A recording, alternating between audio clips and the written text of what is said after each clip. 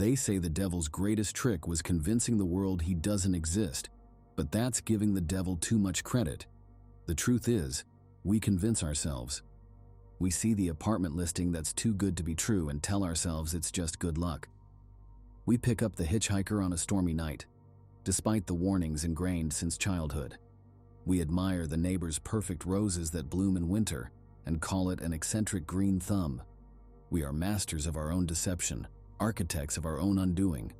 In the following stories, you'll meet people just like you, desperate, curious, neighborly. People who looked at the warning signs and decided, for reasons that seemed perfectly rational at the time, to ignore them.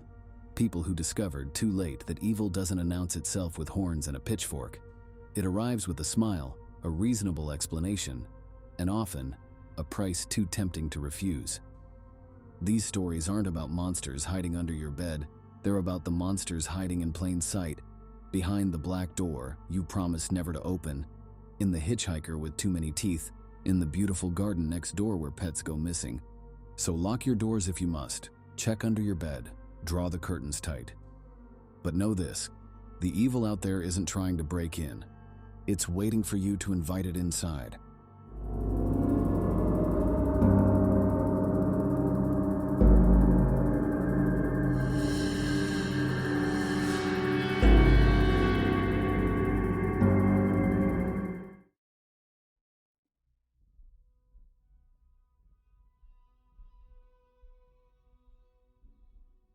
I still remember the moment I found that apartment listing. You know how they say if something seems too good to be true, it probably is? Yeah, well, desperation has a way of clouding your judgment. I was scrolling through rentals on my phone, sitting in that dingy campus coffee shop where the Wi-Fi was decent, but the coffee tasted like burnt rubber. My bank account was hovering just above empty. Between my dad's heart surgery bills and my student loans, I was drowning. The email from the financial aid office had been clear. Either find cheaper housing or kiss my degree goodbye. That's when I saw it. $2,000 below market rate, all utilities included, private bathroom in a historic townhouse. The photos showed hardwood floors, high ceilings, and windows that actually opened all the way. After 6 months of living in a converted closet with 3 roommates, it looked like paradise. Perfect for the right roommate, the listing said. Must respect privacy and personal space. Look, I'm not stupid. I knew it sounded sketchy, but when you're choosing between homelessness and sketchy, you pick sketchy every time. I called the number, half expecting a scammer or some creep. Instead, a soft, measured voice answered. Elegant, almost aristocratic. Eleanor. She asked surprisingly few questions before inviting me to view the place that evening. It was raining when I arrived. One of those heavy autumn downpours that soaked through everything. The townhouse stood at the end of a cul-de-sac, partially hidden behind overgrown trees. Victorian style, 3 stories of faded grandeur with a wraparound porch. In the fading light, the windows looked like eyes watching me approach. Eleanor opened the door before I could knock. She was tall and thin. No, thin isn't the right word. Skeletal. Her skin was so pale it was almost translucent, stretched tight over sharp cheekbones. Her hair was this striking platinum blonde, cut in a perfect bob that didn't move when she turned her head. She wore an oversized black sweater that made her look like a floating head and hands. "You must be Zoe," she said, her voice barely above a whisper. "Please, come in from the rain." The inside of the house was odd. Not in an obvious way at first. Everything was immaculate, the kind of clean that feels sterile, like a museum after hours. The hallway stretched longer than seemed possible from the outside, lined with antique mirrors in ornate frames. With each step, I caught glimpses of myself, rain-soaked and disheveled, but something felt off about the reflections, like they moved a half-second too late. Eleanor showed me the kitchen, modern appliances, weird plants on every windowsill, the living room, furniture that looked expensive but uncomfortable, and finally, the bedroom that would be mine. It was twice the size of my current place, with bay windows overlooking a garden I couldn't quite make out in the darkness. "The rent is as advertised," Eleanor said, watching me intently. "I don't need references or a deposit, just someone who understands boundaries." That's when she pointed to a door at the end of the hall, the only door in the entire house painted black. My private quarters. Under no circumstances are you to enter even if the door is open, even if you hear something concerning, even if I appear to be in distress. Is that understood? I nodded, already calculating how quickly I could move in. Totally clear. Your space is your space. She smiled then, and I swear her teeth looked wrong somehow. Too many, maybe, or too sharp. But it was just for a second, and I told myself it was just the shadows playing tricks. Wonderful, she said. When can you move in? I moved the next day. The movers I'd hired took one look at the place and refused to carry anything inside, leaving all my stuff on the porch.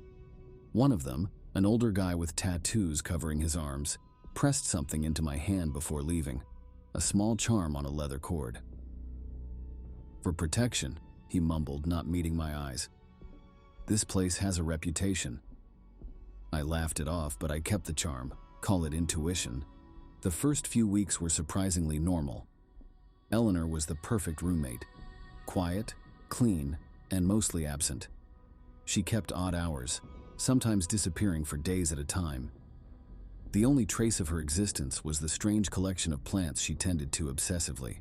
Black orchids, midnight blue ferns, and flowers I couldn't identify that seemed to pulse in rhythm when no one was watching them directly. I asked about them once. They're very rare, she said. They feed on something other than sunlight.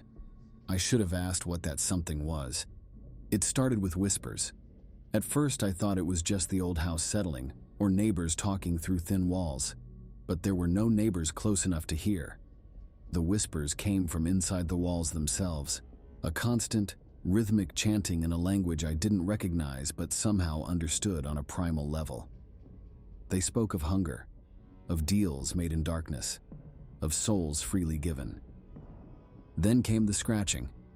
Every night, like clockwork, starting at 3:17 a.m., the sound of dozens of fingernails dragging across the inside of my bedroom wall. I'd press my ear against the cool plaster, and the scratching would stop, replaced by the sound of something wet and heavy being dragged across the floor. I started having nightmares, vivid dreams where I walked through the house and found doors that hadn't been there before. Behind each one, a person stood frozen in a silent scream, their bodies halfway transformed into shadows. They'd reach for me with hands that dissolved into smoke, their mouths forming the same words over and over. She's not what she seems.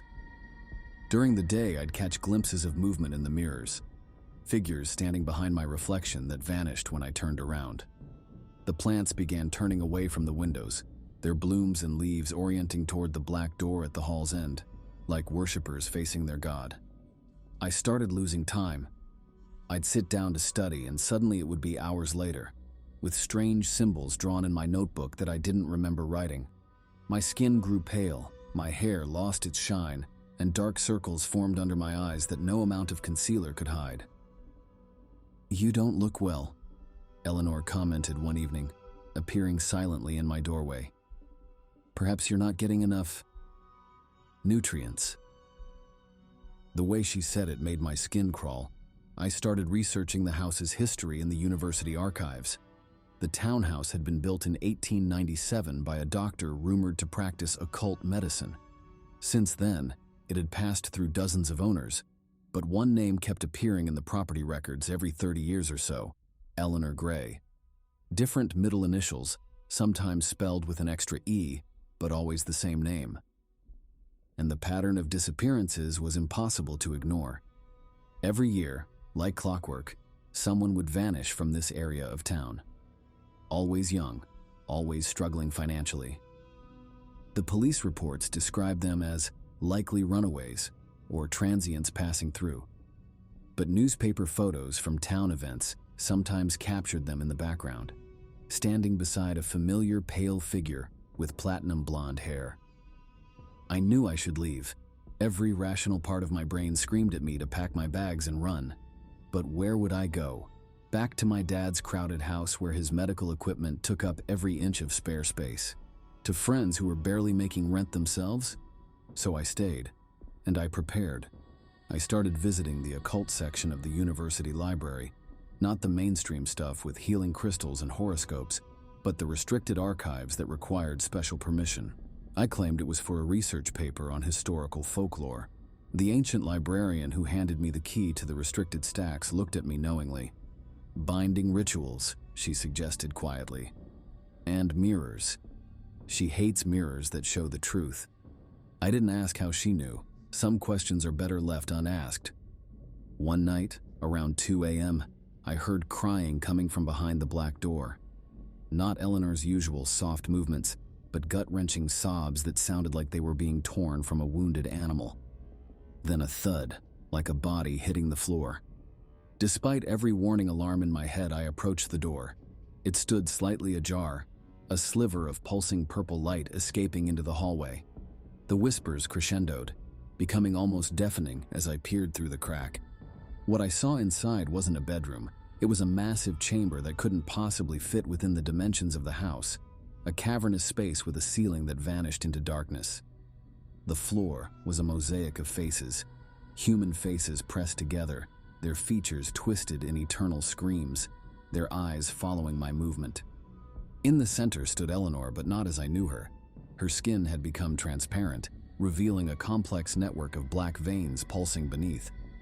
Where her heart should have been, a swirling vortex of darkness rotated slowly. Around her, shadow figures danced in a circle, their forms constantly shifting between human and something else entirely. She was speaking to them, her voice harmonizing with their whispers. Another year, another soul. Our arrangement continues. One of the shadows broke from the circle, flowing toward Eleanor and passing through her chest, her back arched in what looked like both ecstasy and agony. As the shadow moved through her, her body momentarily became younger, more vibrant. I must have made a sound, a gasp or whimper, because suddenly everything stopped. The shadows froze. Eleanor's head rotated toward the door, turning too far, too smoothly, like an owl's. "Curious little Zoe," she said, her voice now layered with dozens of others. "You couldn't respect one simple rule." I ran. Back to my room, slamming the door and dragging my dresser in front of it. My hands shook as I pulled out the items I'd collected. Mirror shards blessed by the library's caretaker, herbs stolen from Eleanor's own collection, and a digital recorder. The shadows seeped under my door like smoke, reforming into humanoid shapes that surrounded my bed. Their whispers filled my head with promises and threats. "She feeds us," they hissed. "One soul per year keeps her alive, and us appeased. The cancer should have killed her in 1954, but we made a deal. Each tenant she brings, young, desperate, alone, feeds our hunger and extends her unnatural life." Eleanor stepped through the shadows, her body now barely containing the darkness within. Her face was split in a smile that stretched literally from ear to ear. "We could make you the same offer," she said. "The shadows sensed your father's illness when you moved in. They could heal him and take away his pain. All it would cost is one soul per year. Not yours, just others. Desperate people who won't be missed." For a moment, God help me, I considered it. Just a flash of temptation, imagining my dad healthy again, free from the machines and medications that were draining our lives. But then I thought about those faces on the floor, those missing people with families who still wondered what happened to them. "No," I said, my voice steadier than I felt, "and you're not taking me either." I smashed the mirror I'd prepared, the blessed shards catching the shadows and trapping portions of them like flies in amber. They shrieked, a sound like breaking glass and dying stars. Eleanor's perfect facade cracked, her skin splitting to reveal the writhing darkness beneath. I hit record on my phone, broadcasting to the occult study group I'd joined, 20 witnesses now seeing what had been hidden for decades. "The shadows require secrecy," I said, remembering the librarian's words. "Their deals dissolve when exposed to the light of truth." Eleanor lunged at me, her arms elongating into razor-sharp tendrils. But as the recording continued, as more people witnessed her true nature, she began to dissolve. The shadows turned on her, their former servant now a liability. "They'll find another vessel," she screamed as the shadows consumed her. Another house, another host. There will always be desperate souls. When it was over, nothing remained of Eleanor except a small pile of dust and a platinum wig. The house aged decades in minutes, paint peeling, wood rotting, the mirrors cracking to reveal crawling things behind the glass. By morning, I was gone, taking only what I could carry. I live in a cramped dorm room now, splitting the cost with 2 other students. The financial aid office found emergency housing funds after I showed them the structural damage to the townhouse. No need to mention the supernatural elements, but I keep researching. Eleanor was right about one thing. There are always desperate people and always entities willing to exploit that desperation. I've found similar patterns in other cities, other houses with too good to be true rental prices and strange conditions about locked rooms. I've started a forum sharing what I've learned. The shadows will find new vessels, but next time their victims will be prepared. Sometimes, though, in the middle of the night, I still hear whispers from inside my walls. And sometimes, when I look in the mirror, my reflection smiles back with teeth that seem just slightly too sharp.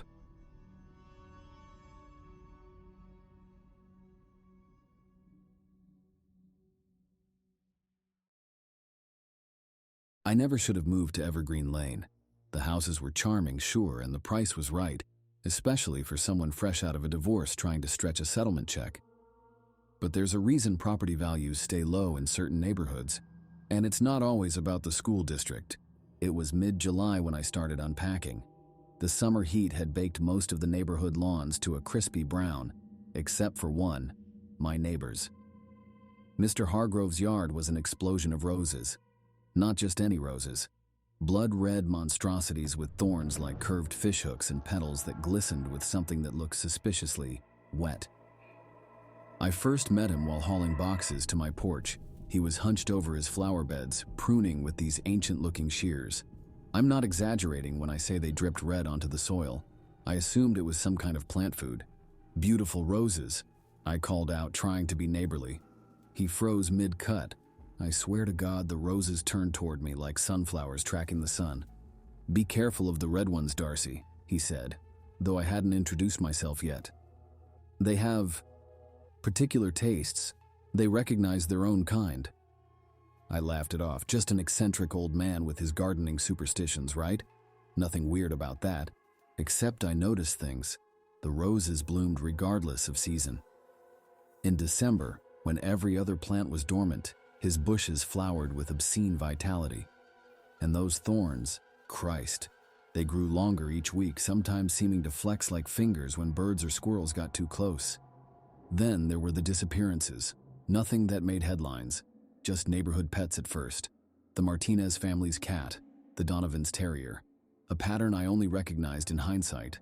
I tried ignoring the wet sounds I heard at night. The grinding, the occasional giggle that sounded too human came from beneath the rose bushes. I convinced myself it was raccoons or possums. Until I met Jake, a 12-year-old from 2 streets over, retrieving his basketball from my driveway. "You shouldn't live here," he told me, his eyes darting to Hargrove's property. "Those roses? They eat people." Kids and their imaginations, I thought. What do you mean, eat people? "They grow from the dead. My sister went missing last spring. Now there's a rose bush that blooms the exact color of her hair, that coppery red she always hated, and sometimes I hear her laughing under the dirt." I sent him home, unsettled but still skeptical. That night I couldn't sleep. I peeked through my blinds and saw Hargrove sprinkling something around his rose beds. The soil churned in response. Pale fingers pushed up through the dirt, grasping at whatever he was feeding them before disappearing again. I told myself I was sleep-deprived, stressed from the move, maybe hallucinating from the new antidepressants my doctor prescribed after the divorce. But then I saw the rings, wedding bands on those buried fingers, friendship bracelets, a Mickey Mouse watch on what was clearly a child's wrist. Hargrove caught me watching and waved like we were sharing a normal neighborly moment. Behind him, a woman's face emerged from behind a rose bush, where her eyes should have been, thorny vines threaded through empty sockets. "Just my special fertilizer," he called out cheerfully. "Keeps them quiet, mostly." I stopped sleeping entirely after that. 3 weeks after moving in, I was backing out of my driveway in the dark, distracted by an urgent work call. Metal scraped wood as my bumper hit Hargrove's fence. A sickening crack split the night air. One perfect red rose lay broken on the ground, its petals scattered like blood droplets. The soil beneath it began to move. Shit, shit, shit. I scrambled to prop up the damaged section of the fence. That's when I saw it. A gray hand thrusting up through the broken soil, clutching a small teddy bear. Mr. Hargrove, I'm so sorry. My finger caught on a thorn. Sharp, searing pain shot through my hand as the barb sank deep into my flesh. Below, dead eyes stared up at me from the dirt. They belonged to a girl with copper-red hair. That night, I dreamed of roots burrowing under my skin and corpses pulling me down into their garden bed. I woke to find thorns sprouting from the puncture wound, spreading like veins up my arm. My skin had taken on a grayish tint, and tiny rosebuds pushed through the surface of my wrist. Hargrove appeared at my door before I could call 911. He wasn't alone. Rose petals swirled around him against the wind, forming shapes that looked disturbingly like reaching hands. I warned you about the roses, he said. His face seemed to age decades in seconds, the skin cracking like tree bark to reveal writhing things beneath. They guard something ancient, something hungry, something that brings back the dead with an appetite for the living. What's happening to me? I held up my arm, now sprouting thorns that dripped with my blood. He led me into his garden. The roses parted for him like they were showing respect. Beneath them, partially buried corpses pulsed with unnatural life, their bodies fused with the rose bush's root systems. 2 children played patty cake with rotting hands. A teenage couple embraced with thorny vines instead of arms. A group of elementary school kids sat in a circle, singing nursery rhymes through throats choked with roses. An ancient force sleeps here, Hargrove explained. His wife's corpse, at least I assumed it was his wife, braided roses into his thinning hair. The roses bind it, fed by blood and bone. The dead serve as anchors, keeping it contained. Now it has tasted you. My arm burned as more thorns erupted. My skin grew colder, and I felt roots crawling through my veins like invasive worms. How do we stop it? We must strengthen the barrier, but it requires sacrifice. Hargrove hesitated as a child-sized zombie tugged at his pant leg with thorny fingers. Living flesh, the garden must be fed. The earth trembled.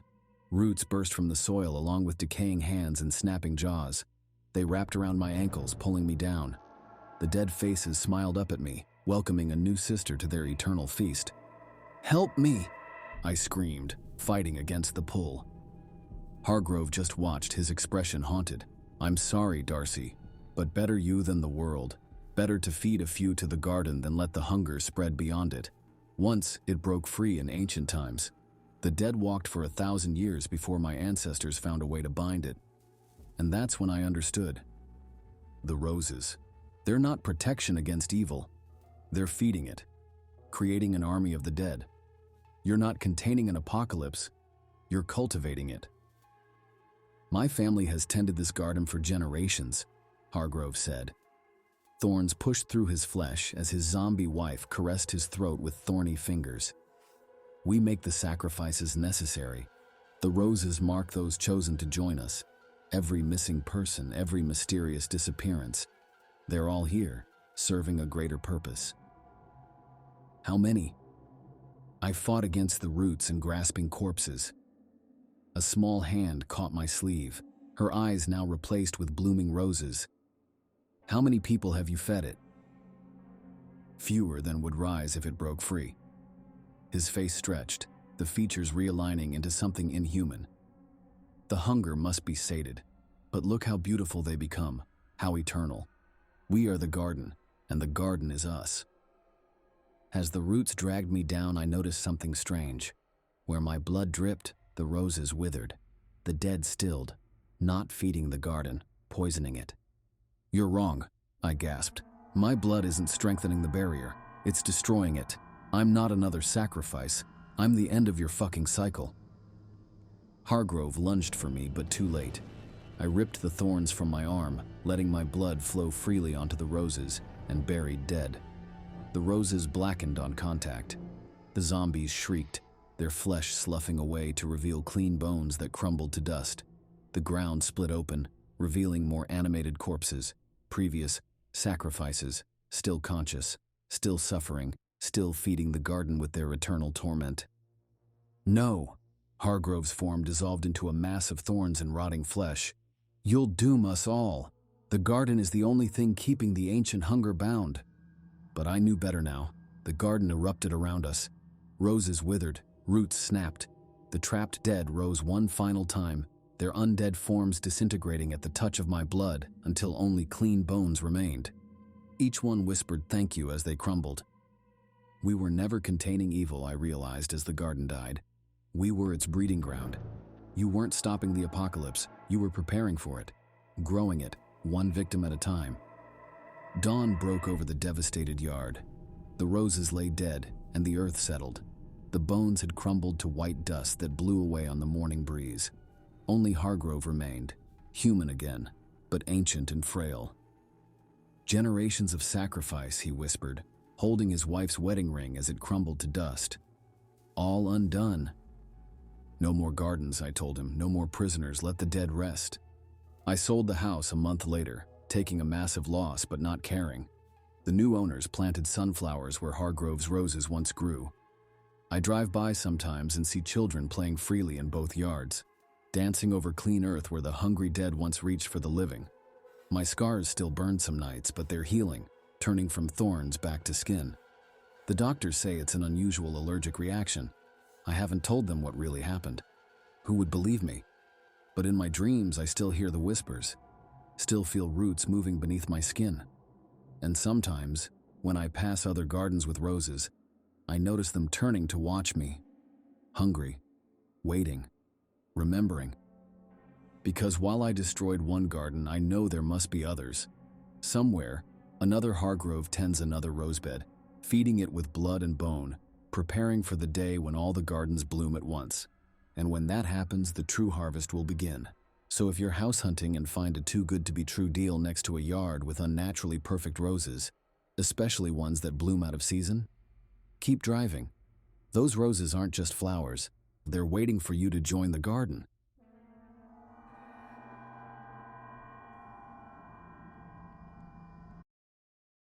I still don't know why I stopped that night. Maybe it was the rain, coming down so hard I could barely see 10 feet ahead.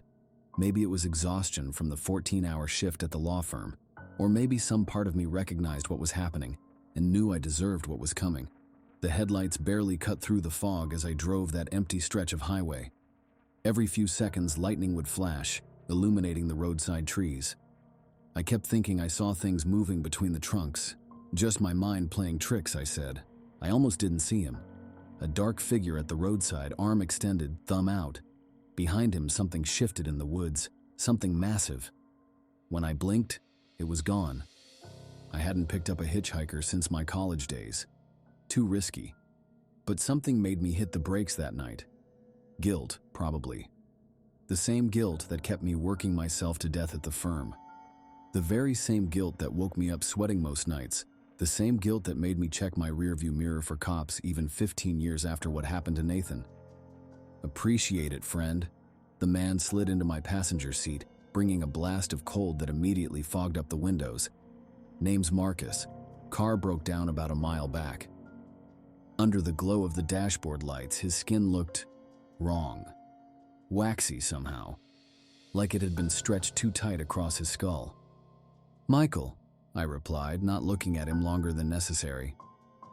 Where you headed? Wherever you are, Marcus said, his smile reflecting in the passenger window. Too wide somehow. Lakeside, is it? Just like you used to go to Lakeside Elementary? Remember that little dog that followed you there? What was his name, Copper? Shame what happened to him, your father's work, wasn't it? My foot slipped on the gas pedal.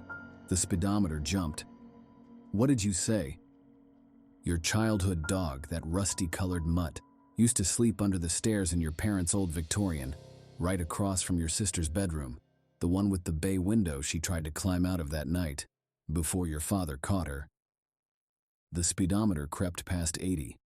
Through the foggy glass, the world outside had changed. Highway signs displayed names I didn't recognize. No, that's not right. I recognized them.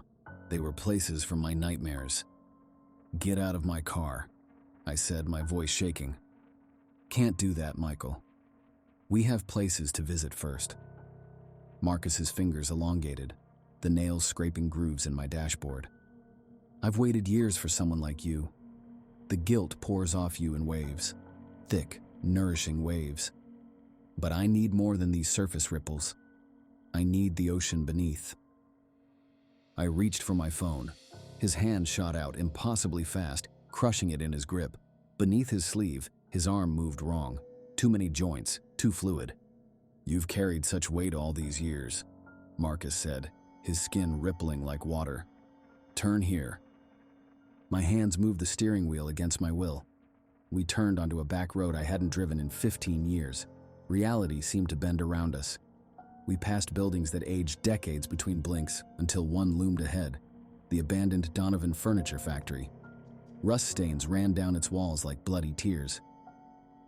"You remember this place," Marcus said, his voice deepening, resonating like multiple voices speaking together. Each word released the smell of opened graves. "You were 17, racing that car you borrowed from your neighbor. Emma Donovan was watching from her father's office window." "Stop." She waved. You waved back. You missed the turn. "Nathan Coleman died when you crashed through the guardrail. His screams lasted 6 minutes and 22 seconds. Marcus's smile widened. "I know. I was there feeding on your first true guilt." My hands gripped the wheel so tight my knuckles went white. It was ruled an accident. "You let his parents think he was driving. Let them blame their dead son while you walked away with a few scratches. They visited his grave every Sunday for 12 years.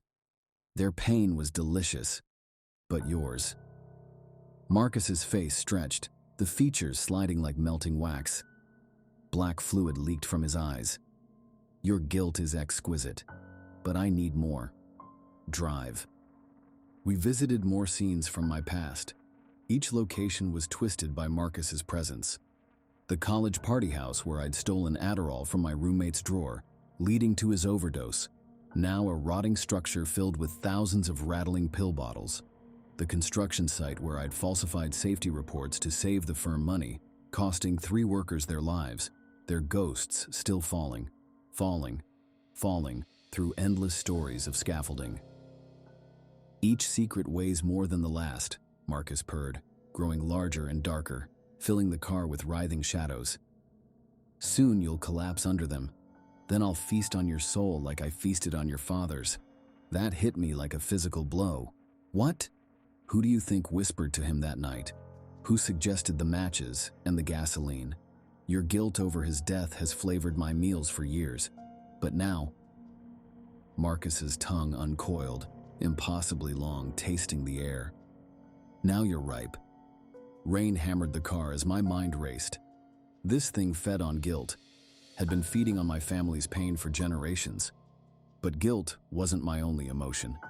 I turned down a narrow street lined with identical houses, each one a perfect copy of the gray Victorian where I'd grown up. "Want to see my greatest regret?" Marcus leaned forward, mouth widening to reveal rows of needle teeth receding into a throat of swirling darkness. I stopped before the original house. "This is where I learned to hide things. My father taught me well with his belt and his fists. Taught my sister too until..." "Until what?" Marcus's form rippled with anticipation, tendrils of shadow wrapping around my throat. "Until I burned it down with him inside." My knuckles whitened on the wheel. "But I don't regret that one. Some acts balance the scales. Some sins serve justice." Marcus recoiled, his shadows hissing like steam. "You can't. The guilt must be pure. Righteousness taints the feast." "I've carried Nathan's death for 15 years. The overdose, the workers. But this I'd do again. Every time I smell smoke, I remember his screams, and I smile." I slammed the gas pedal, accelerating toward the house. Marcus clawed at the door, his human form melting away to reveal something ancient and terrible, a mass of shadows and teeth and endless hungry eyes. "Your guilt is corrupted," he shrieked as his form began to dissolve. Vengeance and justice make the meal poison. The creature collapsed into oily smoke that poured from the car windows, leaving behind a stench of rotting meat and burning hair. I hit the brakes, skidding to a stop inches from the house's front steps. Reality snapped back into focus. An elderly woman peered out the window, Emma Donovan, who'd bought the house years ago. She waved, then frowned at my expression. I drove home as dawn broke, pulling into my driveway just as my phone rebuilt itself on the passenger seat. One new message from an unknown number. Some sins poison the feast. The taste of righteousness burns eternal. You escaped tonight, but guilt and regret flavor many souls. Your sister's guilt over surviving feeds me still. Until we meet again. Below the message was an address, my sister's current location, after 15 years of searching. I deleted the message and walked inside. In my garage, I pulled out the box of childhood photos I'd buried in old files. My sister smiled from a faded Polaroid, standing before that gray Victorian. I'd spent 15 years turning guilt into armor, but maybe it was time to set some burdens down, time to help my sister do the same. I picked up my phone and dialed 2 numbers. Hey, Emma. It's Michael. About the accident senior year. There's something I need to tell you. Then, Detective Wilson, I need to revise my statement about the fire that killed my father. In my driveway, frost formed on my car windows despite the summer heat. In the patterns, a face emerged, stretched too wide, teeth too sharp, waiting for guilt to ripen once more. But some burdens aren't meant to be carried forever. Some scales need balancing, and some creatures learn, too late, that not all meals are safe to consume.